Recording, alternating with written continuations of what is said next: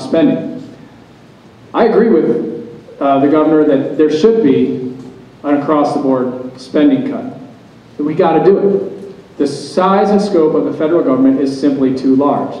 We look at departments, and we conservatives know that, generally speaking, that the Department of Education is a huge, huge boondoggle. We don't have to, and you know, for those that don't agree that think that it should be part of the federal government's responsibility to educate our children, I think even if we disagree on that, I think we can just look at the success or lack thereof of the federal Department of Education and say, this ain't working. Let's take a different approach. How about we leave the money, the power, the authority, the decision-making as close to the student as possible so that teachers and parents and school boards can make those decisions instead of allowing bureaucrats in Washington one-size-fits-all solutions into our classroom to try to mold the minds of our young children. That's just one example. Department of Energy, another miserable failure. Created to make us independent of foreign energy. Well, there's some wonderful success. 30 years of failure. What do in our government? We subsidize it. Again, where government fails, government grows. So we've got to cut spending. Constitutionally mandated, there are 4 departments we need: Justice, Treasury, Defense, and State. Everything else needs to be taken a hard look at, and that doesn't mean that any of those 4 are immune from spending cuts. We cannot continue on the road we are on. Our budget for 2010 was planned to be half debt. So $3.6 trillion, we only bring in 1.8. We knew we were going to spend double what we even bring in. How do we fix it? Well, obviously we got to start the spending cuts. The earmark procedure has got to stop. All this pork, all this bribery, that is simply bribery for congressional representatives and senators to vote for massive spending bills. They get their little piece of the pie and say, to heck with the American people. Trillions of dollars, borrowing it, printing it, creating it out of thin air. I'm an advocate for the fair tax. I'm the only one here that is.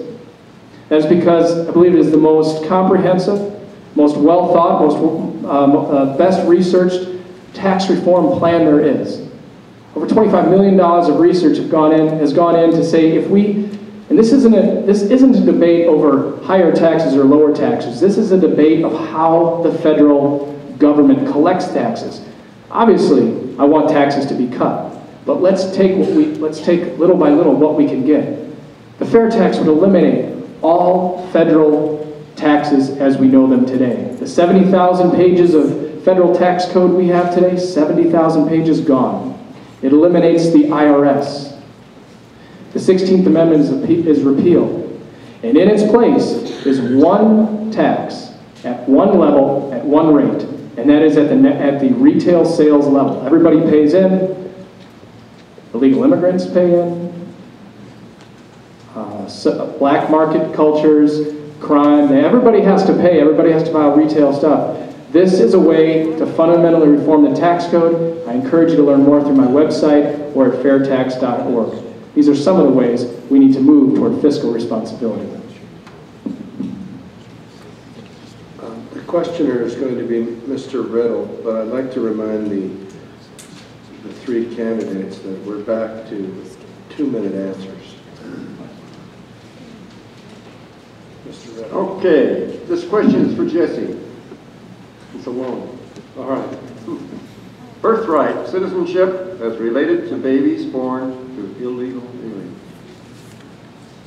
The intent of the 14th Amendment of the Constitution ratified in 1858 was to ensure citizenship for newly emancipated African Americans, and it states, and I quote, "All persons born or naturalized in the United States and subject to the jurisdiction thereof are citizens of the United States," unquote. In the case of illegal aliens, the native country has a claim of allegiance on the child. Consequently, some constitutional scholars argue that the completeness of the jurisdiction and the allegiance to the United States is impaired and logically precludes automatic citizenship.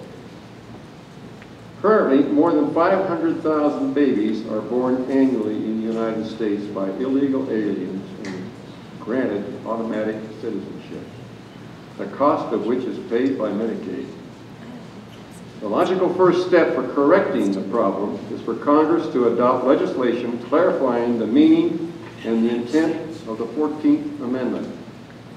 What's your position on this growing and costly problem?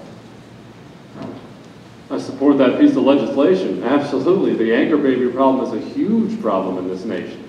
Let's not forget that most of those babies that are born here are born for free for the illegal immigrant in the emergency rooms. And they only estimate because the hospitals don't ask for citizenship status, that between 20 and 40% of the free health care received in emergency rooms in this country is received by illegal immigrants. There's a huge problem. We need to, again, yes, we need to push that legislation through to clarify the 14th Amendment. And I used to think that this required a constitutional amendment, and smarter brains than me at Cato Institute informed me that it's simply passing a piece of legislation to clarify the 14th Amendment. This is a no-brainer, an absolute no-brainer. I doubt we'll get much dissension on that on this stage. Well, I've been saying since the beginning of the campaign that's exactly what we need to be doing, is have Congress clarify the 14th Amendment. That's all that's required. When that happens, well, Congress would have to declare it. The president would have to sign it. It's not going to happen under this president. But if that were to happen, there would then be a legal battle in the courts over the constitutionality of that law. I believe that the side that would say that automatic citizenship should not be granted, I believe that side would win, that argument would win. But either case, it is a battle that must be fought because we cannot continue down the path we are going today. In Arizona alone, $2 billion a year, which accounts for almost our entire deficit here in the state of Arizona, goes to fund people here illegally. This cannot continue. So yes, I support the legislation. I would support the court battles to clarify this.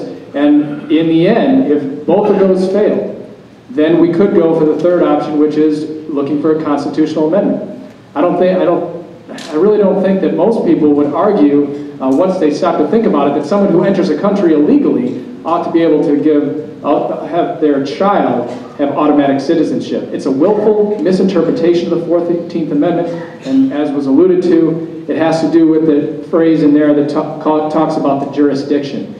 And I do not believe that someone who is here illegally, that their child automatically falls under our jurisdiction. I think Jesse's right. We're not going to have much disagreement about this legislation. I know that the state of Arizona is already working on something within our own state. Russell Pierce is working on that. But one thing I do disagree with, or at least I would have a different take on it, is that, yeah, you can possibly pass legislation. I would certainly vote for it. And that's important. That's an important first step. But what's going to happen next? We know that the ACLU is going to come out with all of their team of lawyers. They're going to sue the United States for passing it. And what's going to happen? We're going to have to depend on a bunch of liberal judges all across this country in dealing with the final answer on it. The real answer for this and many other questions right now is getting really good conservative judges on the bench. We know that's the only thing that's going to save this republic in the end. As the judiciary chairman of this state and the state senate, I made sure that we did everything we could to get conservative judges on the bench.